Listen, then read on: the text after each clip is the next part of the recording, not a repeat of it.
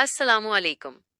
आज की इस वीडियो में हम कुरान करीम की एक ऐसी आयत की तफसीर समझेंगे जो हमारी जिंदगी की बुनियाद है।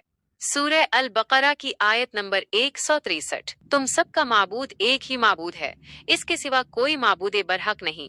वो बहुत रहम करने वाला और बड़ा मेहरबान है।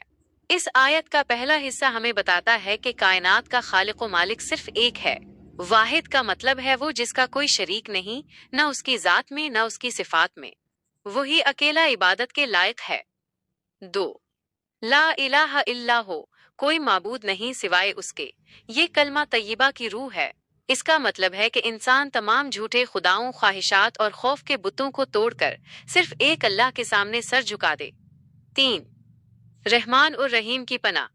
तफसीर में मुफस्सिरीन फरमाते हैं कि जब अल्लाह ने अपनी तौहीद और बादशाहत का जिक्र किया तो साथ ही अपनी रहमत का जिक्र भी फरमाया, ताकि इंसान अल्लाह से सिर्फ डरे नहीं बल्कि उससे मोहब्बत भी करे।